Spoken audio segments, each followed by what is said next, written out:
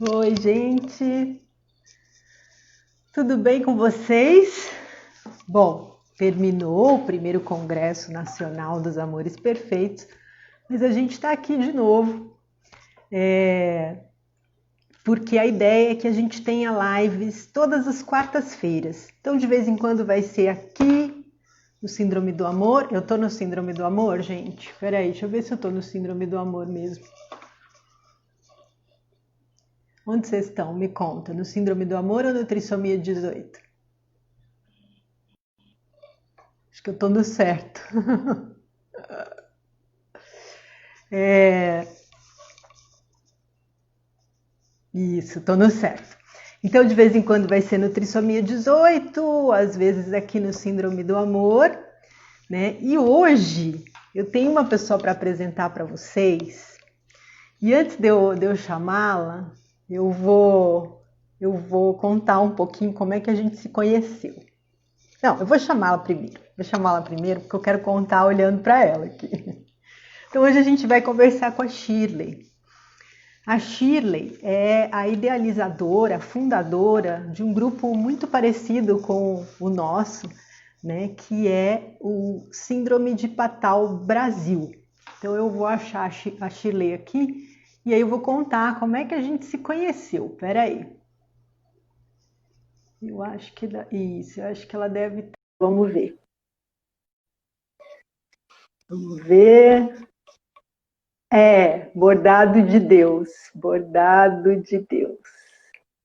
Esse não erra, gente. Às vezes a gente está querendo alguém, não Oi. sabe como encontra. Olá, Oi. querida. Tudo bem? Tudo bem? Tudo ótimo. Tudo Eu bem, estava aqui graças a falando Deus. que eu quero começar contando como é que eu te conheci, mas antes, uma pergunta que não quer calar. Diga. Como é certo dizer síndrome de Patal ou de Patô? A gente é brasileira tudo, né? Então a gente fala É, síndrome de Patal, mas o certo seria síndrome de Patô. Por não, porque conta às vezes do médico que reconheceu a síndrome há anos atrás. Mas a gente sempre dá isso. uma brasileirada para tudo, né? Eu acho É mais muito melhor. fácil. Então vamos falar Já é síndrome de difícil a gente Patal falar também. sobre esse assunto Ainda se falando for Patal. complicar. Pois é.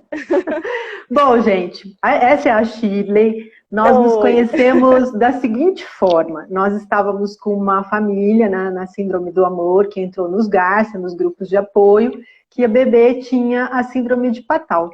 E nós fizemos um grupo especialmente para atender essa família. E eu fui atrás, né, de alguma referência que a gente tivesse que pudesse nos dar um suporte com essa família. E aí encontrei a Shirley. Nós loucamente conversamos numa madrugada, né, por É áudio, verdade. uns áudios enormes. É E o que verdade. mais me impressionou na Shirley é que assim, eu comecei o trabalho com a Síndrome do Amor há muitos anos, com uma característica muito pacífica, né? Muito devagarzinho, muito amorosamente. E isso me trouxe a valorização de uma característica que eu tinha e que eu não gostava nada dela. Eu sempre fui uma pessoa com agressividade muito baixa. E eu acreditava desde criança que as coisas tinham que ser feitas com jeito, com respeito, com amor, com carinho, né? E eu sofri bastante na vida por causa dessa visão, eu confesso. Mas enfim, a gente tem que ser aquilo que a gente é, né, Shirley? Não Exatamente. adianta, a gente sabe muito bem que em algumas situações a gente tem que brigar, né? Só que a gente tem É. que ter a humildade de saber aquilo que a gente não sabe fazer bem. Eu não sou uma pessoa boa de briga. Eu sou boa para conversar, para, sabe, acalmar, para pacificar. E é difícil, principalmente no momento em que a gente está vivendo hoje, a gente encontrar pessoas nesse espírito. A gente está num momento muito cheio de ódio. As Tá pessoas todo mundo querem com pedra nas brigar. mãos, né? É. Por tudo você leva pedrada, né? E quando eu conversei Exatamente. com a Shirley, eu senti assim que eu tinha encontrado alguém do meu planeta. Só que Eu tô em volta de muitas pessoas do meu planeta. Os invejosos dirão que isso é mentira. É. Dirão que eu sou uma pessoa estressada. Não, mas eu também sou, em alguns momentos, né? Não é que a gente seja santa. Sim. É que a gente tem uma visão, né, para caminhar, que para a gente estressar, essa é a última, é o último degrau, não é o primeiro. Eu falo que meu potinho vai enchendo, eu só estresso quando meu potinho vaza. Enquanto e quando isso, enche, quando enche, a gente fica muito perigosa, né? Meus filhos é que falam. Eles tinham mais medo de mim do que do pai quando eu ficava brava, mas isso demorava, era a última coisa a ser feita. Então, eu estou em volta de muitas pessoas assim, mas são pessoas que me acompanham há muitos anos, que de alguma maneira eu acabei influenciando. Você não. Sim. Nós não nos conhecíamos. E eu falei, gente, essa menina é minha filha, não é possível. Então, conta a sua história. A gente quer saber como é que funciona o seu trabalho, como é que tudo começou, a sua história com o Gabriel. Então, manda ver, que eu vou só te interrompendo para fazer perguntas que a gente vai recebendo aqui, tá bom? Tá, eu vou tentar dar uma resumida, porque foram 5 anos, mas tem história para contar. Eu engravidei em 2012. Na verdade, eu descobri a gravidez em 2012 e fui fazer o meu primeiro exame morfológico, felizinha toda, né? E primeiro exame, o médico já viu que o Gabriel tinha uma fissura no palato. E aí ele falou pra mim, ele falou assim, olha, diz ele que eles não podem mentir, né? Dizem eles. Sim. Aí eles falaram, olha, tem chances de fechar, mas com 3 meses é muito provável que não feche e que isso seja por conta de alguma síndrome, alguma malformação que a criança possa ter. E eu fui sozinha nesse dia. Ai, já saí de lá, liguei pro meu marido e falava, eu nunca mais vou fazer ultrassom sozinha, você tem que estar comigo todas as vezes. Saí aos prantos de lá. Voltei com o meu médico, que é um anjo abençoado, e ele falou para mim, ele falou assim, olha, vamos fazer um exame mais profundo do que está acontecendo. Ele me encaminhou para uma clínica de medicina fetal em Santo André. Aí cheguei lá, o médico fez com aquelas máquinas enormes, fez um ultrassom mega potente e já falou para mim, olha, ele vai ter síndrome de Edwards, síndrome de Fatal ou síndrome de Williams. Mas ele também me disse que era menino. Então a única coisa que eu conseguia pensar naquele dia é que era um menino, o meu menino esperado, que eu tanto quis e que eu tanto sonhei. E eu nem lembrava da síndrome. Aí eu fui fazer a besteira de dar uma gugada e ver o que era síndrome de Fatal na internet. Quase tive um troço. Nossa. Porque são coisas, você sabe, são coisas assim absurdas que a gente vê. Chega a ser pior que Edwards, né? Exatamente. E não é que assim, que é absurdo porque eles mentem de forma alguma. O que eles passam ali na internet é o que realmente pode acontecer. Mas são casos muito extremos. Se você parar para pensar, é o que a gente está vivendo hoje. Assim, a gente vê falando muito mal sobre muito do ruim do que está acontecendo, mas a gente não fala muito das coisas boas, né? E é o que acontece com o Fatal, o que acontece com o Edward. Você entra na internet, você só vê a parte ruim, aquela parte terrível do assunto, né? Mas você não vê as partes boas, que tem muitas. Às vezes, muito mais do que as partes que são consideradas ruins. O mal é muito melhor de marketing do que o bem, né? Chama muito mais, tem bem demais, né? Infelizmente. É verdade. E aí fui procurar, quase tive um troço quando eu procurei. E aí meu médico falou, olha, porque até então eu estava fazendo acompanhamento particular com o meu médico, né? Não tinha convênio na época. E o meu médico falou, olha, ele vai precisar muito provavelmente, ele vai precisar de um atendimento que eu não vou poder dar aqui na clínica. Ele vai precisar provavelmente de uma UTI, de cuidados mais avançados, eu vou te encaminhar para o HC. Tudo bem, fez uma carta, fui para o HC, só que o HC ele só aceita casos de risco materno, né? E não queriam aceitar meu caso.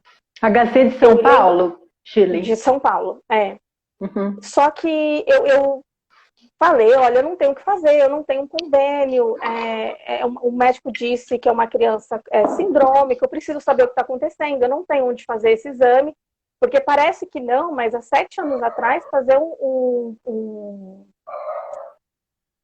ai, qual que é o nome do exame, gente, que eu esqueci agora. Fazer o cariótipo. Já era um negócio meio impossível de fazer, era muito mais caro do que é hoje, Sim. né? 7 anos deu uma diferença brutal de valor, até de locais para você fazer. Com certeza. E dei aquela chorada, eles falaram, olha, a gente vai te acompanhar, mas você não vai fazer não vai fazer o seu pré-natal aqui, a gente só vai acompanhando o bebê. Ok. Uhum. Meu marido ia comigo 2 vezes por semana no HC. A gente chegava lá às 5h30 da manhã, saía de casa às vezes 4h30 da manhã para chegar cedo, porque eram muitas grávidas, né? E todas as vezes era a mesma coisa. Primeiro, na verdade, assim, primeiro falaram, você tem que fazer o cariótipo, senão a gente não pega o caso. Aí eu fiz a amniocentese. Tem aquele risco, né, de aborto, apesar de ser um risco menor, eu fiz 2 amniocenteses no mesmo dia, porque o Gabriel não deixava fazer. Colocava a agulha ali, colocava o pezinho na frente. E aí ela falou pra mim, assim, olha, eu não deveria fazer isso, só que ou a gente faz o exame agora, ou você vai ter que esperar 45 dias para fazer o exame novamente. Então eu vou arriscar e vou fazer. E eu, no desespero, falei, faz porque eu preciso disso. E aí ela fez do outro lado, aí colheu tudo bonitinho. 45 dias depois eu volto no HC, a médica me disse que ele teria síndrome de Patau e me encaminharam para psicóloga. Eu não tenho nada contra a psicóloga, gente, mas eu peguei um trauminha, confesso. Mas isso é comum. Isso é comum. A gente até conversou com uma psicóloga sobre isso no congresso. Porque você já está tão bombardeada de prognósticos negativos, né, que... Você não quer ouvir a verdade. É que você não quer ouvir a verdade, né? Porque a verdade, infelizmente, dói. Verdade. E aí ela me questionou, falou, porque já haviam me falado que a melhor solução era o aborto. Como 80% dos casos, a primeira opção dada à família é o aborto. E eu falei que eu não ia abortar. Falei, não vou, eu já estava de 5 meses. Meu filho já estava grande, né? Ele já reconhecia, ele já decidia o movimento, a posição que eu dormia, o que eu comia, o que ele gostava, ele já mandava em mim. Né? Ai, meu Deus. E aí, o meu marido interviu e falou assim, olha, porque ela falou assim, mas a lei está do seu lado, você pode tirar. Eu falei, doutor, eu não quero. Não é questão de estar com medo, eu não quero. Aí meu marido interviu e falou assim, olha, a gente acabou de descobrir, né? Deixa a gente digerir a informação e a gente volta. Ela agendou lá um dia de retorno, eu nunca mais voltei na psicóloga, eu fugia dela quando eu via ela passando nos corredores. E eu fui fazer a minha primeira consulta. Todas as vezes que eu ia no HC era muito turbulento, porque eu já tive consultas em que entraram 17 médicos para me examinar e fazer o acompanhamento do ultrassom e ficar discutindo o caso na minha frente. Então, nessa minha primeira consulta, que tinha esses 17 médicos, a médica começou a fazer ultrassom e perguntava, o que vocês acham que são? Aí um falava, é Patau, o outro, eu acho que é Edwards, não tem estômago, tem um olho só, não tem bexiga. Só que ao mesmo tempo eu acompanhava com o meu médico e eu sabia que estava tudo bem. Inclusive eu tinha visto o Gabriel fazendo xixi no ultrassom. Então eu sabia que estava tudo ótimo. E eles conversando e discutindo o caso como se eu era literalmente um caso de estudo para eles. O Gabriel nunca foi tratado como uma criança. Ele era um feto sindrômico. E aí, nesse dia, eu lembro que ela fez ultrassom, porque ele tinha um CIA e um CIV. Não era muito significativo, mas tinha. E ela limpou minha barriga e falou assim, mãe, nem faz enxoval, que seu filho não vai sobreviver. Eu lembro que esse dia eu fui com uma amiga de ônibus e metrô. Eu voltei segurando o máximo que eu podia. Eu cheguei em casa, eu desabei. Eu chorava. Aí eu tive sangramento. Liguei para o meu médico, expliquei para ele. Ele falou assim, olha, provavelmente é o estresse. Fica de repouso absoluto e descansa. Se não parar de sangrar, vai para o hospital porque você está perdendo. Naquele dia eu sentei na cama, passei a mão na minha barriga e falei, filho, a partir de hoje, não há nenhum médico nessa vida que vai dizer para mim que você não vai viver. Você vai viver o tempo que você tiver que viver e o tempo que Deus achar que você tem que viver. E eu vou fazer tudo que tiver ao meu alcance para te ajudar. Desse dia para frente, eu filtrava. Eu escutava tudo que era bom e ignorava tudo que era ruim. Então eu ia e falava, mãe, tá a mesma coisa, tá? Mãe, olha, tá crescendo, mas é pra tal, tá? Era só assim. Aí, a médica veio conversar comigo um dia e falou assim, olha, você já tem aonde fazer o seu parto? Eu moro no extremo leste de São Paulo. Então, aqui não tem um dos melhores hospitais da rede pública, né? E até então, eu sem convênio. E eu falei, olha, eu não tenho. E ela falou assim, vocês não vão conseguir fazer o seu parto aqui. E eu falei, por que não? Porque não dá, porque você não tem... Eu não tinha nada, não tive absolutamente nada na minha gravidez, eu, Shirley. Não dá para fazer o parto aqui, você vai ter que procurar um outro lugar. E eu falava, mas doutora, o hospital perto de casa não tem condições. Não, você tem que ir. E decidi, aí ela falou, mas eu vou entrar numa reunião e vou levar o seu caso para ver se você consegue fazer pelo menos o pré-natal aqui. E eu sei falar para eles que eu já estava fazendo meu pré-natal, só que eu não tinha eu não sabia onde ele ia nascer, né? E passou essa reunião, voltei na semana seguinte, ela falou, olha, a gente vai fazer seu pré-natal, só que não tem chance dele nascer aqui. Porque a gente não tem leito, enfim. Tudo bem. Eu falei, não, sem problema. A primeira vez, isso assim, eu já estava com 7 meses e alguma coisa. A primeira vez que eu passei numa consulta no HC, em que a médica me tratou como mãe do Gabriel, e me perguntou qual era o nome dele, que falou, vamos ver esse meninão. E vamos, a primeira vez que deixaram eu ouvir o coração dele. Eu ouvia nos ultrassons, mas ninguém falava, olha mãe, vamos ouvir o coraçãozinho? Não, eu sabia que era o coração dele, porque ele estava fazendo ultrassom.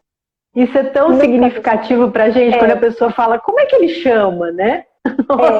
Foi a primeira vez que eu falei, nossa, estão tratando o meu filho como uma criança. Só que eu tive uma consulta de pré-natal, porque a minha consulta foi numa sexta, eu tinha que retornar na segunda, o Gabriel nasceu na quinta, antes. O Gabriel gostava de feriados, né? Ele era fã de um feriado. E aí a médica falou pra mim nessa consulta, falou assim, não, ele vai nascer aqui. Eu falei, não, mas falaram que não tem leito. Ela falou assim, mãe, nenhum hospital vai fazer seu parto. Qualquer lugar que você chegar, eles vão te mandar de ambulância pra cá, fica tranquila. Eu falei, mas e se não tiver vaga? Ela falou assim, a gente arruma, pode vir. Eu falo assim, Deus me deu um caminho tão maravilhoso, porque ele colocou pessoas tão abençoadas no meu caminho, porque eu percebia que a médica, por exemplo, que me acompanhou no HC antes de conseguir o pré-natal, ela se esforçava para tentar me ajudar, sabe? Sempre tinha alguém que estava ali tentando ser o anjinho da história, sabe? Enfim, a minha bolsa estourou, o Gabriel com quase 8 meses, nasceu prematuro, fui para o hospital, nasceu de parto normal. Ele nasceu de quantos meses, Shirley? Ele nasceu de 7, 4, 3, quase 8 meses. Puxa E nasceu de parto normal, ele era o mais gordinho da UTI, era impressionante. As pessoas perguntavam por que ele estava fazendo lá. Mas eu lembro que eu fui para o hospital por volta de 1h da tarde, o Gabriel nasceu 15 para 7 da noite. E eu lembro que meu marido entrou, e aí ele nasceu, e aí meu marido saiu para acompanhar ele voltou e perguntou, você quer ver ele? Aí eu falei, não, manda ele para UTI que ele não precisa de mim agora. Depois que ele foi para UTI, eu me questionei, eu falei, Jesus, eu podia não ter visto o meu filho vivo. Eu poderia ter falado para ele ir para UTI e ele, né, eu perdê-lo naquele percurso e eu não ia ver meu filho vivo. Mas eu sabia que eu sempre me apeguei muito a Deus. Em tudo, sabe, a ponto de nunca questionar a síndrome, de acreditar piamente que se Deus acreditava em mim, quem era eu para discordar de que eu não era capaz de cuidar do Gabriel? Claro. Então, naquele momento, meu coração falou, leva para UTI. Eu ia fazer um ultrassom porque ele tinha fissura e eu tinha muito medo de rejeitá-lo. Tinha muito medo de ver. E ele percebeu, sabe, alguma forma de rejeição da minha parte por conta da fissura. E aí meu marido voltou, né, e falou, olha, a fissura dele é bem grande. Aí eu falei, ai, tudo bem. E eu só ia ver ele no dia seguinte, porque eu tomei hack, então eu estava, né, presa na cama. Fui vê-lo no outro dia às 4h da tarde. Na hora que eu vi, eu lembro que eu fui aquele corredor gigantesco do HC, assim, da maternidade, eu fui atrás do meu marido, assim, segurando no ombro dele, e ele tava viradinho, assim, de brusco, sabe, com a bundinha pra cá. Aí, na hora que eu dei a volta, eu falei, ele é lindo! E Ai, aí, nossa, foi o que completou a minha paixão pelo meu filho. Naquele momento, eu falei, paixão. é perfeito. Eu já amava muito ele. Mas sabe Quando a ali gente que... bate os olhos, né, a gente sempre fala isso para as mamães grávidas, né? A hora que você botar os olhos nele, tudo muda. Aproveito aqui para dar um beijo na Núbia e na Elaine, que são mães, né? A gente atende outras síndromes que não só a síndrome de Edwards, são mães que já vieram aqui para Ribeirão e que a gente também está com muita saudade de vocês. Bom, aí você bateu os olhos no menino. E me apaixonei. E aí começou a nossa luta, né? O Gabriel, ele estava indo super bem, ele estava evoluindo, ele estava aguardando só para ganhar peso, para ir embora. Só que o Gabriel teve uma parada cardíaca muito séria. Ele já estava com traque e gastro agendada, porque ele, por conta, a fissura de palato dele era muito grande, ele não conseguia mamar, então ele tinha que fazer a gastro. E já estavam prevendo de fazer a tráqueo por conta disso também, né? Para já facilitar e fazer na mesma cirurgia. O Gabriel teve uma parada muito séria, foi uma parada de 20 minutos, reanimaram, e depois ele teve uma outra parada de 20. E eu lembro que a enfermeira-chefe falou que parou na porta e falou assim, o que está acontecendo? E aí, porque eu cheguei no hospital, você tem noção, eu cheguei nesse momento no hospital. Eu chegava todos os dias lá, às 7 horas da manhã, e ia embora entre 10h30 e 11 horas. Tirava leite para dar para ele, e eu cheguei e vi aquele monte de gente em cima do Gabriel, aquele pano azul em cima dele, voltei desesperada, veio psicóloga, veio as enfermeiras para o Gabriel, e não deu tempo de me ligar para me avisar. Nossa. E o Gabriel teve uma parada, ele não tá bem. E aí a enfermeira-chefe depois veio me contar que ela parou na porta e falou, gente, o que está acontecendo? E aí ela falou, o Gabriel parou e a gente não consegue achar a veia. Ela falou que na hora, falou, na cabeça, tá aqui, ó. Ela pegou a agulha, pegou a veia dele na hora, deu adrenalina e ele voltou. Aí a psicóloga veio falar comigo e falou, olha, mãe, ele tá muito mal, ele tá muito grave. Ele tá diferente do que você conhece, porque ele inchou, ficou todo roxo por conta de massagem cardíaca, enfim. Aí a médica falou, aí me levou para falar com a médica, e a médica falou para mim, mãe, se você acredita numa força superior, se apegue, se apegue a isso agora. Ela falou, porque eu como médica não posso fazer mais nada. A gente foi atrás de padre, não tinha padre no hospital, porque ele estava em um congresso, então veio as senhoras que ficam lá na capela. Eu liguei para minha irmã e para o meu cunhado, que eram padrinhos, para irem lá, né, e fazer o batismo de emergência. E a gente fez um batismo, né, ali super simples. E falaram, ele não passa de hoje. Deram um telefone, a gente ficava ligando a madrugada inteira, querendo saber como o Gabriel estava. Eu sei que uma semana depois, o Gabriel era outra criança.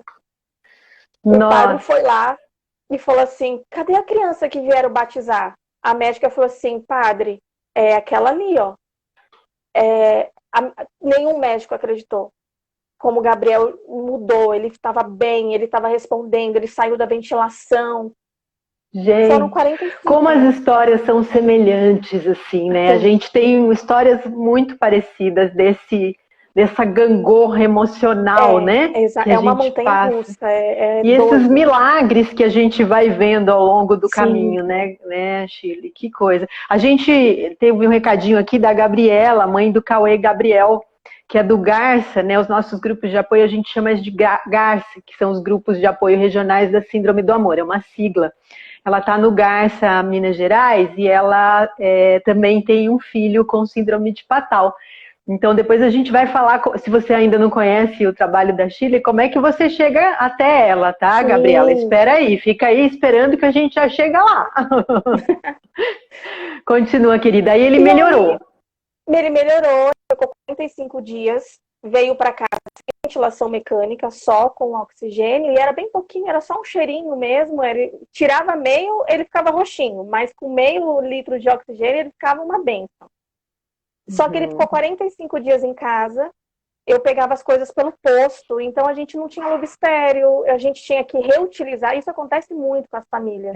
A gente tinha que reutilizar a sonda, lavar, colocar água fervendo para poder reutilizar a sonda de aspiração da tráqueo, e o Gabriel pegou uma pneumonia.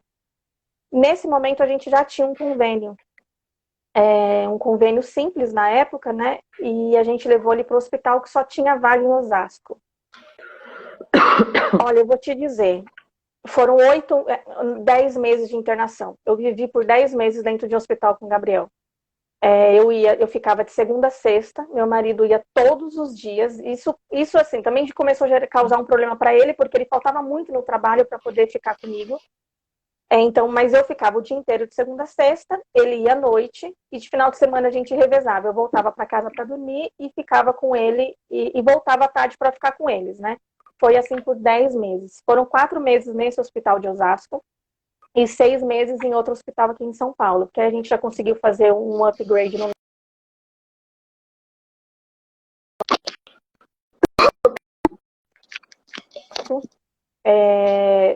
era um hospital que não tinha muitos recursos mesmo, tinha muitos médicos que não aceitavam cuidar do Gabriel, que achavam que era inviável, para que cuidar, para que fazer.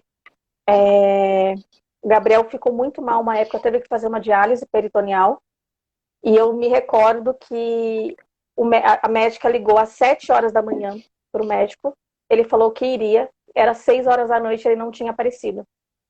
E a médica da UTI ligando, e a gente já com a cortininha fechada, né? Contando os minutos que o Gabriel não passava daquele dia. Eu perdi as contas de quantas vezes falavam que o Gabriel não passava daquele dia. Foram muitas vezes nesse tempo de vida. Qual que era a sua reação, Gili? Você ficava brava, você ficava triste, você rezava? Como é que era quando você Eu brigava por ele. Sei. Eu briguei por ele. O que eu aprendi nesse tempo com o Gabriel era assim, os médicos falavam assim, ai, mas mãe, ele tem Patal. Eu falava, ninguém morre de Patal. E ninguém morre de Edwards. O que leva uma criança a óbito é uma má formação, um problema cardíaco, que pode ter um problema mais sério, um problema renal, que pode causar um problema mais sério, mas ninguém morre desse síndrome de Patal. Então, ou por exemplo, mas a mãe, ele tá com uma pneumonia. E aí falava, mas ele tem Patal, né? Eu falava, o que ele tem no momento? Tem que tratar, né? Ele é pneumonia. Eu falei, então trata da pneumonia, que deixa de Patal, cuido eu. Eu falava exatamente assim para os médicos. Eu cheguei a bloquear médico de não cuidar do Gabriel. Não me arrependo de ir para reunião com o chefe de UTI do hospital, porque eu falei, essa mulher não vai atender meu filho. Aí, por que, mãe? Mas ela é a única, que ela era nutróloga na época. Bom, nem sei se ela tá lá ainda. Ela era nutróloga e ela era péssima. E ela tratou o Gabriel com desdém e eu falei, não vai cuidar. Eu sei que eles, uma vez, a cada 15 dias ela atendia, né? A cada 15 dias eles pegavam médica de um outro setor para levar para atender o Gabriel, porque ela não passava nem na porta do quarto dele. E então, quando eu aprendi a filtrar, o que eu tinha muito claro na minha cabeça era isso. O Gabriel, ele é uma criança sindrômica? Mas o médico cuida do problema, do sintoma, não cuida da síndrome. Sim. Então eu tinha que ver.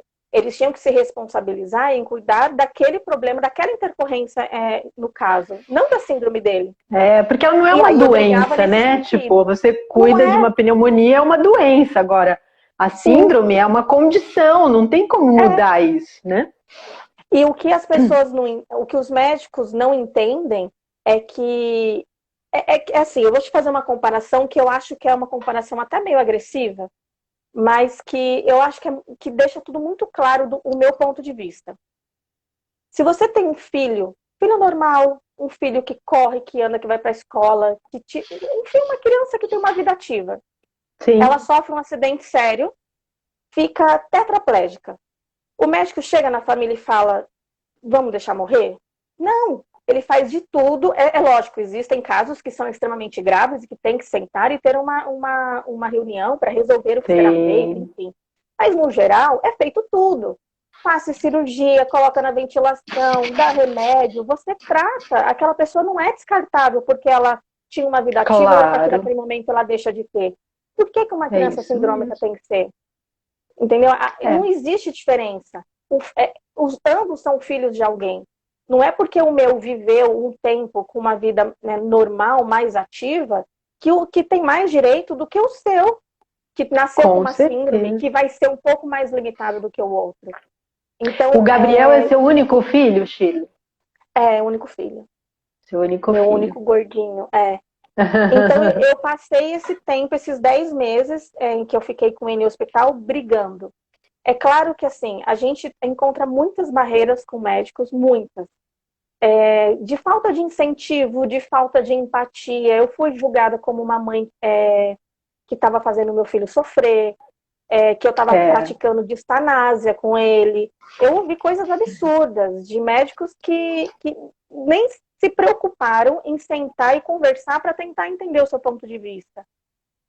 Mas, ao mesmo tempo, eu falo a gente, né, porque a nossa história, no caso, conseguiu mudar o pensamento de médicos que tive uma médica do primeiro hospital em questão, que ela falou para mim, ela falou, Shirley, a partir de hoje, porque assim, com o tempo, você sabe disso, mãe especial com o tempo começa a criar poderes.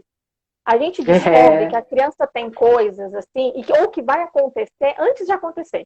Parece que a gente cria um sexto sentido gigantesco. E eu falava, doutora, ele não tá bem, eu acho que ele vai ficar gripado com pneumonia, alguma coisa. Não, mãe, tá tudo bem. Eu falava, doutora, não tá. Dá uma olhadinha. Isso não tá fazendo bem. Não, tá tudo ótimo. Eu insisti, eu era mãe chata, mas eu não ligo. Meu filho teve a expectativa de vida e viveu o que ele tinha que viver, porque eu era essa mãe chata também. Claro. De cobrar, de querer atendimento. Nessa fase a gente tem que, porque assim, para o médico, né, depois de conviver muito tempo com eles, até que não que eu concorde, mas eu consegui entender dentro da formação deles, realmente é inviável. Só que depende muito da postura que a gente vai ter, da postura que eles vão ter. Se a gente desistir, eles já desistiram, né? Eu tenho certeza que um dos motivos pelo qual, lá no início, ainda no HC, eles me deram esse apoio é porque eles sabiam que não era em vão, que não era uma criança que eu ia trazer para casa e ela ia ficar largada, né? Que ela não ia ter os cuidados. Eles sabiam que eu ia levar ele nas consultas, que eu ia me preocupar, que eu ia ficar atenta. Então, e é importante a gente passar isso para eles, né, Shirley? Porque eu tenho a sensação de que quando o médico percebe que a criança vai para casa para ficar no cantinho, né, eles mesmos devem se preocupar, né? Porque ela vai precisar de cuidados muito especiais mesmo, né? Eu percebo que eles observam muito as famílias em geral. Verdade. Justamente para ver até que, porque às vezes existem alguns procedimentos que são mais invasivos, né? Que dependem de um cuidado maior. E que eles têm que decidir fazer ou não. E às vezes, é o que você falou, assim, eu não julgo de jeito nenhum o posicionamento dos médicos, porque é o que eles aprenderam. O que eu julgo é a falta de interesse de aprender mais. E assim, não julgar não quer dizer que a gente concorde. Não, né? De jeito nenhum. E eu acho que cabe a nós, como famílias, principalmente as mães que acabam atuando um pouco mais, deixar muito claro, né, que nós queremos que eles tenham as chances que eles, sabe, que toda pessoa tem. Eles têm esse direito. E isso não é fazer mal para o seu filho, porque a impressão que dá é que os pais querem que os filhos vivam a qualquer custo e sofrendo. Isso. Não é. A gente quer que eles vivam, mas que eles vivam bem. Claro. E uma coisa não está atrelada à outra. Não é porque eu quero fazer de tudo para que meu filho viva que significa que meu filho vai viver sofrendo. Ele pode ter, sim, uma vida boa, uma vida feliz. O meu filho dava risada, dava gargalhada. E contagiava todo mundo. Eu tô vendo aí, atrás de você, as fotinhas, as carinhas do Pequeno Príncipe, né? Era o quarto dele. E olha só que loucura. Por que me chamou a atenção? Porque eu fui pegar os livros, né, pra gente fazer a live, então, né, aquele que a gente conseguiu a tradução, o nosso, né, que tem os relatos de família, e quando eu puxei o livro aqui da estante, caiu o livro do Pequeno Príncipe. Eu até coloquei ele aqui, porque já estava começando, olha. E tem uma mãe, nossa, a Marina, que inclusive ela é médica, que ela fala muito do quanto o Pequeno Príncipe ajudou, né? Ela também teve um nenê com Edward, e o quanto o livro, né, ajudou. Então, como é que é essa história do Pequeno Príncipe com o Gabriel? Na verdade, é por conta da frase, né, que... Ai, me recorda a frase agora, que o invisível... Ai, esqueci É a a frase. frase que ela falava muito, muito. Peraí, que eu acho ela aqui e falo, porque eu também Ai, gente, não sei de esqueci. cor. O invisível, não sei o que, dos olhos. Eu tenho no quarto dele ali. Se você não encontrar, eu É, pego ali. tá. Não, continua que eu vou procurar aqui. E Int- de todo o sofrimento, que não é sofrimento, eu não gosto, é que eu não gosto de falar essas palavras porque parece que não é sofrimento, é sofrimento pra gente, né? Porque dói, Sim, né? A gente dói é, a gente ver os nossos filhos nessas situações, dói a é gente verdade. ouvir coisas sobre os nossos filhos e é engraçado porque assim. E eu não sei você, mas muitos das mães também relatam isso, que a gente percebe que os médicos ficam olhando pra gente como a gente fosse alucinada, né? Como se a gente não... É. Ela tá É como se a doida, gente né? vivesse Teve um numa filho. outra realidade. Fala, nossa, porque Ó, eu tinha deixa eu ler, medo, achei a amiga. frase aqui no Google que é mais rápido. O essencial é invisível aos olhos Exatamente. e só se pode ver com o coração. Com o coração. E é isso. Eu acho que as mães especiais é isso. É aquele momento que eu olhei meu filho pela primeira vez e eu falei, ele é lindo. Porque para qualquer outra pessoa, como eu já teve casos assim de a gente estar lá e as pessoas, olha a boquinha daquela criança, sabe? Porque É, a maternidade era aberta. Então as pessoas ficavam olhando e o povo vai fuxicar o filho dos outros, né? E verdade. falava, olha, aquele menino é defeituoso. E eu do lado olhando. Mas meu filho para mim era lindo, porque eu Lindo. sempre vi E a meu gente não filho com os vê, olhos do coração. depois de um tempo, a gente realmente não vê mais É, esses defeitos, né? não A vê. gente entende que é o jeitinho deles e tá tudo É. certo. Não, Mas me eu falo, conta, assim, eu fico preocupada com o tempo, mas assim, ai, me diga, é que eu conta. falo muito, me E corte. não, e eu também, né? Então é uma dupla que eu vou te contar. Tem que ter umas 5 horas de live. É Mas verdade. olha, me conta então, quanto tempo, né, que o Gabriel ficou Sim, aqui com a gente e como nasceu a ideia do grupo, né? Porque eu estou muito interessada sim, de você falar nisso, porque a gente tem algumas mães em comum. E eu também sim. quero falar um pouquinho do livro e falar, assim, tipo, fazer alguns convites para você. Ah, Enfim, vamos legal. lá.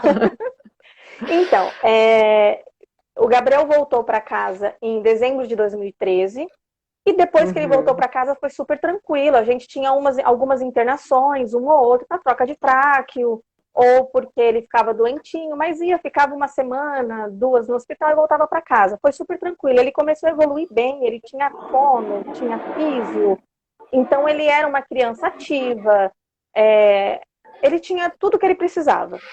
Uhum. Aí eu encontrei algumas mães que a gente começou a trocar, e nem tinha WhatsApp, estava no início do WhatsApp ainda, né? A gente começou a conversar pelo Facebook e a gente decidiu fazer um encontro para juntar outras mães. Foi quando veio o nosso primeiro encontro, que foi eu tive que anotar aqui para não esquecer.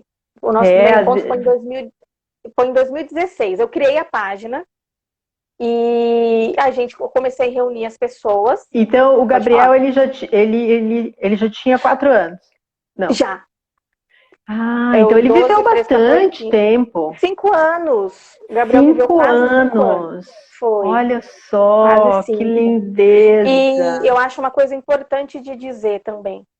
O Gabriel faleceu por uma doença que pode, né, ser uma condição da síndrome de Patal, porque existe, porque o Gabriel faleceu de um câncer.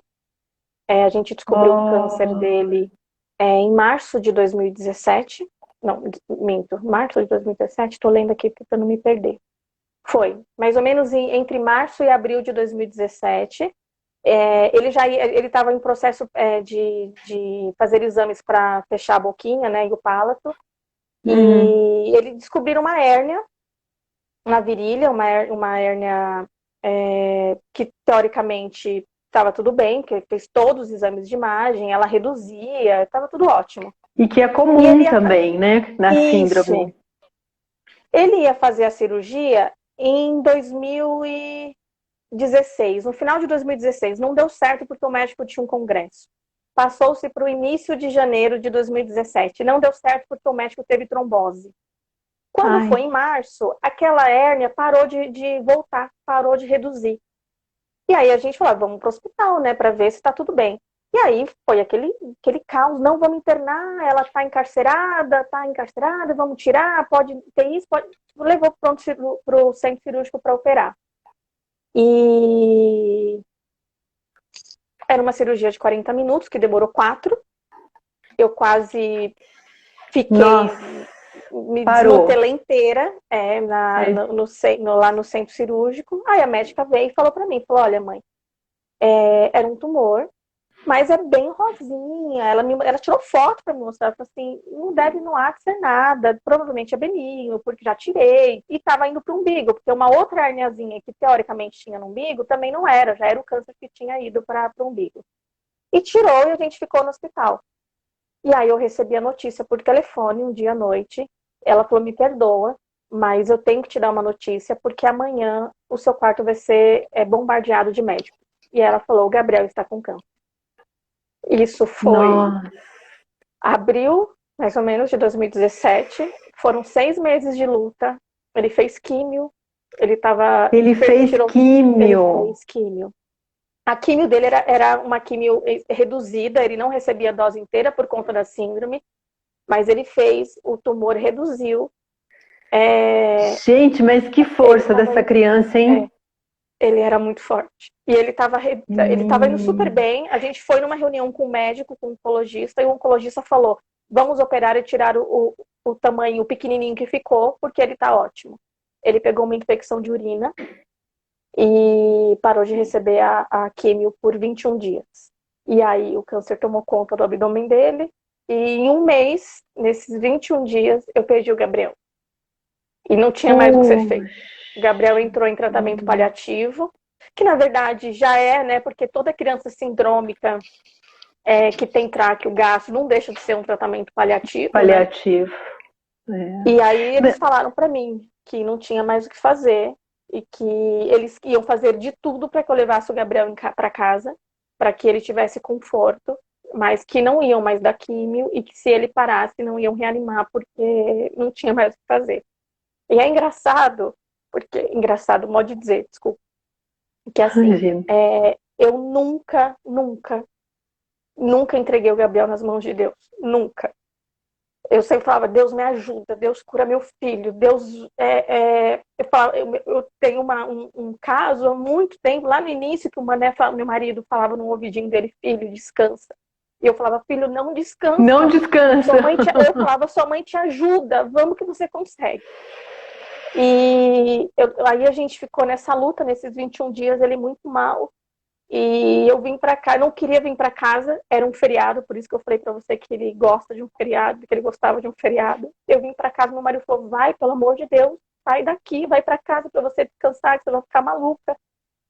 E naquele dia foi a única vez, nesse tempo, desde a gravidez, que eu ajoelhei no chão e falei, Deus, se for da sua vontade, leva meu filho.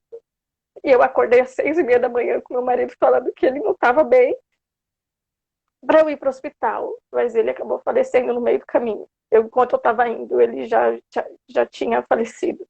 A gente teve uma live com a doutora Filó, que não sei se você conhece, uma pediatra muito, muito humana, maravilhosa de Minas. Ela falou que a gente precisa, a mãe precisa dar essa autorização para a criança ir embora. Né? Ela precisa disso. Eu senti, e é assim, quando a gente tem um filho especial, a gente tem uma presença tão forte de Deus na nossa vida. E eu sinto que naquele dia Deus falou, agora sim, filha, agora eu posso levar ele, porque eu sei que você vai estar preparada. E foi e é. O Gabriel é a melhor parte da minha vida. Eu tô com 37 anos e nada se compara aos 5 anos que eu vivi com o Gabriel. Viveria tudo de novo. É o meu melhor presente, é a minha melhor experiência de vida, o melhor que eu tive na minha vida foi ele. Mas a gente conhece, né, um lado do amor, eu acho, que poucas pessoas vão conhecer, né, Shirley? Porque é o amor incondicional. A gente foi escolhida para conhecer o amor da forma que ele é de fato. Porque os nossos filhos, a gente sabe que eles não vão oferecer aquilo que a gente espera, né, inicialmente de uma criança. Mas ainda assim, a gente ama tanto, a gente quer tanto que fique bem, né? A gente deixa até embora. Né? Sim. Eu acho que esse é a prova de amor maior, assim, é você falar, olha, sabe, tá difícil demais, você não suporta mais, então vai, né? Vai, descansa. Né? Isso eu acho parece que egoísmo, né? A gente falando, mas não é que a gente sabe que ainda tem aquela esperança. Quando a gente fala, não, filho, não vai, é porque a gente sabe que lá no fundo do nosso coração, a gente sabe que ainda não é a hora. A gente só dá aquele estímulo. Tanto que quantas vezes o Gabriel foi para centro cirúrgico, eu chorava, ele voltava rindo, dando gargalhada. E as enfermeiras falavam assim, Gabriel, olha sua mãe, Gabriel, mostra para ela como você tá, e ela tá aí, ó, toda chorosa. Shirley, e como é que ficou a vida? Como é que ficou a vida, né? Você só tem 37 anos, então você tinha 30, né? Quando você passou por isso tudo. Sim. Como é que ficou a vida depois disso? Assim, sua vida como uma pessoa normal, assim, seu trabalho. Depois que você conheceu o Gabriel. Como é que você vê você antes do Gabriel e você depois do Gabriel? Sou duas pessoas completamente diferentes. Completamente. Eu falo que eu sou duas pessoas completamente... Na verdade, sou três pessoas.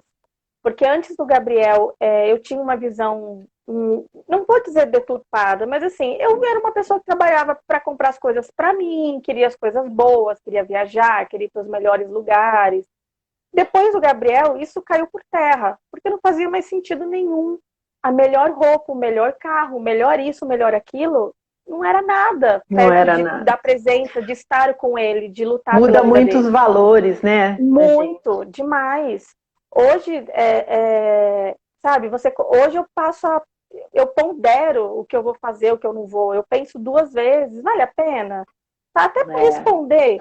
Antigamente você respondia na lata e falava o que tinha que falar. Agora você vai ser bom. Será que vale a pena mesmo gastar essa energia nisso, né? Você aprende a pensar, sabe, a lei, o que isso vai te reverter, às vezes é melhor ficar quietinha.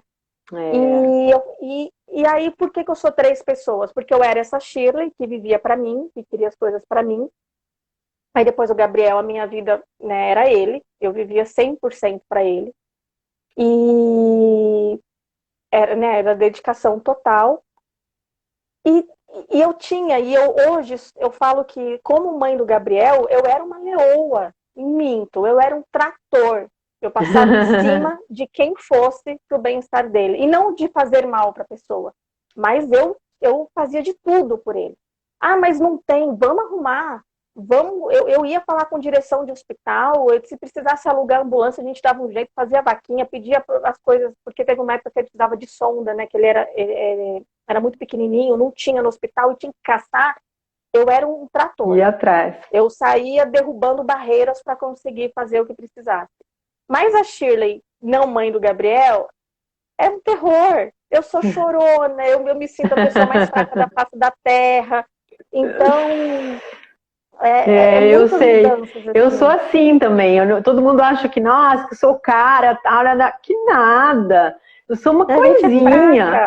A gente é muito fraquinha. Agora, quando é para falar das coisas que o Thales me ensinou, aí eu enfrento qualquer coisa. Agora, na minha vida particular, tem um monte de coisa que eu saio correndo, sabe? Tipo, agora conta, porque a Carol, né, a mãe da Manuela, chegou aqui, assim, passou, meu pessoal aqui do WhatsApp me passou a mensagem dizendo que ela está agradecendo, porque foi a Carol, né, o ponto do bordado de Deus que acabou nos unindo. Ela tem agora o Instagram, @AnjinhaManuela, né? Então a Carol, eu queria agradecer a Carol também, especialmente por esse encontro, porque eu acho que ele foi mais uma das coisas que Deus faz, né, para unir as pessoas, para fazer aquilo que Ele mais precisa. É porque juntos somos mais fortes de verdade, não é uma frase aleatória, né? Não Ela é muito verdadeira. Não é. E assim, antes de você contar sobre o Síndrome de Fatal Brasil, que tem algumas mães esperando e tal, eu queria, assim, te convidar, né, primeiro, para participar a gente tem um núcleo dentro da Síndrome do Amor, que é o T18 Brasil, né, que é toda essa movimentação que a gente fez agora, o Congresso Nacional dos Amores Perfeitos, enfim. É um grupo de famílias grande no Brasil inteiro, né, que se dispõe a dar visibilidade à Síndrome de Edwards. E eu acho que seria interessante que você participasse conosco, porque para mim não tem muito essa coisa de esse diagnóstico ou outro, sabe? Se eu pudesse, eu abraçava tudo. E eu acho que você tem coisas a ensinar para nós, apesar de você ter o seu grupo há menos tempo e tal. E a gente também tem coisas para passar para você. Eu acho que a gente sente muito, Shirley, nesses 15, 16 anos, né, que eu estou nesse mundo das doenças raras, que essa divisão de diagnóstico ela é muito negativa, porque as realidades são muito parecidas. Sim. Então, se a gente tem criança que a gente tem na Síndrome do Amor, que tem uma no Brasil, né? Uma criança só, ela não vai conseguir movimentar, né, sozinha. Por exemplo, nós só conseguimos a coisa das leis e tal quando a gente tinha 1000 casos. A hora que eu cheguei e disse, olha, eu tenho 1000 casos, tá aqui, olha, no meu cadastro tem 1000 casos, aí as pessoas começaram a ouvir. Então, a gente se partir, eu acho que não é legal. Claro que tem que ter, sim, por causa das orientações e tudo mais. Mas, se a gente trabalha na mesma direção, né, por exemplo, se você é um grupo de apoio que vai pra rua, faz passeata, briga, joga bomba, não vai rolar, porque não é esse o nosso objetivo. Não que a gente tenha nada contra. Não vai mudar, né? Não que a gente tenha... quem deveria ser alcançado, né? Mas a gente não vai estar caminhando na mesma direção, né? Sim. Então, eu acho que é difícil juntar, a não ser em determinadas situações, mas no dia a dia... Eu sempre digo assim, eu não posso ter a função de acalmar as pessoas e ao mesmo tempo brigar, ao mesmo tempo, porque são milhares de pessoas, pelo filho da gente, a gente briga, bate na cara, faz o que precisar. Mas quando você representa milhares de pessoas, ou você briga ou você pacifica. Não tem como ser as duas coisas. Então você tem que se juntar com os bons de briga, né? Olha, agora é justiça. Associação tal, me ajuda, porque agora eu preciso falar para a família entrar, né, com o processo judicial. E eu falo isso muito no grupo de Fatal. Não existe uma regra, não existe uma receita, faça isso, faça aquilo outro, porque cada família aceita a síndrome de um jeito diferente, cada família vive uma situação diferente. Então, eu tenho casos de mães que até hoje não aceitam a síndrome. Acham que é um castigo, acham que é um peso. Mas tem mães que, como eu, fazem de tudo. Tem mães que os médicos... Tem mãe que já nasce pronta. O médico fala alguma coisa, a mãe já rebate, já mostra o posicionamento dela. Tem mãe que às vezes vem perguntar pra gente, fala assim, mas o médico falou isso, o que eu falo pra ele? E aí a gente fala, enfrenta o médico. Fala qual é a sua vontade. E a gente tem que também... a gente tem que aceitar, né, o fato também dessa mãe... Que não conseguiu aceitar ainda, né? Sim, ela não é menos, não é menor por isso, jamais. Né? É a realidade dela. O machucado a dor de um machucado não é igual para todo mundo. Então não posso esperar que todo mundo pense como eu penso e que tenha as mesmas reações que eu. O que eu posso fazer é, com a minha experiência, mostrar para essa pessoa o que ela pode fazer. Que comigo funcionou. Então, como a gente tem o grupo, comigo funcionou, com outra mãe funcionou. Quem sabe a pessoa fala, funcionou, vou tentar fazer também. Quem sabe funciona comigo. Mas isso não é tentar mudar a essência da pessoa e tentar fazer com que ela seja outra pessoa. Porque às vezes a pessoa é uma pessoa que realmente não tem esse tato para falar, não gosta de ter essas reações, de brigar, mas ela pode fazer as coisas de outra forma. A gente só Claro. mostra alternativas para que ela faça aquilo que ela acha melhor e que ela considera que ela consegue fazer. Né? Não é, Verdade. a gente não critica. E outra, assim, a gente tem casos de mães que saem do grupo, porque realmente você sabe disso, manter um grupo desse, que é tão delicado, é difícil. Muito. Porque não é só coisa boa que a gente vê no grupo, né? A gente tem semanas que a gente perde 2, 3 crianças e a gente fica sem chão, porque cada criança que perde é um pedacinho da gente que vai junto. A gente perde também, é verdade. E a gente não pode exigir que todas as mães participem e fiquem firmes e vamos ajudar, porque às vezes eu acho muito difícil para quem ainda tem seus filhos ver o óbito de outras crianças. Porque muito. isso gera um nervoso para essa mãe de falar, meu Deus, vai acontecer com meu filho. A gente tem esse dilema também, né? Porque, na verdade, a gente precisa que ela conheça essa Sim. realidade, porque é uma realidade que fica, de fato, rodeando a gente. Mas corre o risco dela não dar conta. Né? Sim. Então, o que a gente faz nesses momentos? Quando a gente vê que a família a mãe, por exemplo, não está dando conta, a gente chama ela para um atendimento meio que só dela, sabe? Eu mando mensagem, pergunto para ver se ela consegue voltar e tal. E às vezes nem isso ela quer. E a gente precisa respeitar. Não tem jeito. Não tem como obrigar, né? A gente vai, estão me falando aqui que a gente tem 4 minutos. A gente vai cair, mas eu vou te chamar de novo, tá? Aí a gente faz uns 10 minutinhos só para eu terminar de fazer meus convites aqui. Tá bom. Mas continua. Mas é isso, a gente tem que respeitar o que a mãe pensa. Eu tenho muitos casos de mães que saíram porque perderam os filhos e acharam melhor se afastar e depois voltaram. E hoje estão ativas no grupo e estão ajudando outras famílias. E você, assim, qual que é o serviço que o Síndrome de Patal Brasil oferece hoje para essas famílias, Shirley? Hoje a gente tem um grupo de apoio no WhatsApp, em que eu só coloco mães, às vezes tem solicitações para entrar outras pessoas, né? Famílias, na verdade, eu coloco tia, pai, mãe, mas eu evito colocar médico, evito colocar profissionais da área da saúde, porque por mais que essa pessoa esteja lá para ajudar, às vezes ela usa um termo técnico que acaba desmoronar com tudo que a gente construiu. A gente não tem também. Então eu evito. Então é um grupo de família para apoio, para um lugar onde elas podem desabafar, um lugar onde elas podem tirar as dúvidas delas. No WhatsApp, isso. No WhatsApp. Nós temos os encontros anuais, em que a gente leva profissionais da saúde para poder conversar com essas mães e dar, geralmente é um geneticista, uma físio, a gente tem uma médica também que é pediatra, que vai para conversar com essas famílias, para que elas possam tirar dúvidas, porque o que acontece? Por mais que nós estejamos na frente dos grupos falando para elas sobre a síndrome de Patal, a síndrome de Edwards, é diferente você ouvir isso de um médico. E quando você consegue levar esse médico para dentro do seu evento, a gente já parte do pressuposto de que esse médico ele está do lado do seu lado, né? Ele aprova a sua causa. Então ele vai ser delicado ao falar as coisas para essa família.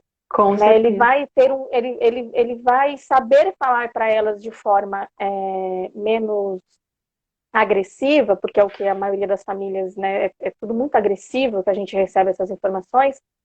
E eu sinto que quando se escuta de um médico, elas ficam mais tranquilas. É o médico que está falando. De forma, elas não desabonam o que a gente fala. Muito e eu acho que tem aquela esperança que nasce também, né? Tem um médico, pelo menos, que está investindo, que está acreditando, né? Exatamente. Tem isso mesmo. E aí você tem a página. E a página. A página no Facebook. Isso. E agora a gente fez o IG aqui do Instagram, mas a gente está começando no Instagram. Eu estou começando a achar as mãezinhas para a gente começar a repostar as fotos. Então no Instagram é o @Síndrome de Patal Brasil. Síndrome de Patal Brasil, tudo junto. Tudo junto. Isso. Então, pessoal, vamos seguir a Shirley, né, no Instagram dela, entrar, curtir a página, né, para a gente trocar figurinhas, porque Eu acho que é muito. Hoje você tem mais ou menos quantas famílias, Shirley, que você hoje apoia ou desde o A começo última você. pesquisa que eu fiz foi em 2018, inclusive eu preciso fazer uma nova. Foram 89 famílias que responderam, né? Pai ou mãe, em relação a isso. Mas Certo. tem muito mais. Eu devo ter uma média de 100 a 150 famílias, só que muitos são itinerantes, né? Às vezes a pessoa é ativa no grupo, mas não participa da pesquisa. Tem Entendi. outras questões familiares em que a pessoa não fala abertamente sobre a síndrome para a família, então acaba não participando. Pessoas que perderam Entendi. filhos e saíram e acabaram não voltando mais. Ó, a Então, gente mas eu vai mais ou menos cair sei daqui a pouco, mas eu vou te tá, chamar de novo. Você fica aí, tá tá? bom, Se tá eu bom, sumir, eu vou aparecer daqui a pouco. tá ótimo. É mais ou menos E, entre 100 e 150 famílias e você que a tem, gente tem, tem acesso. sei, e você tem, assim, como que você vê? Você tem outros projetos que você queira fazer futuramente ou a sua intenção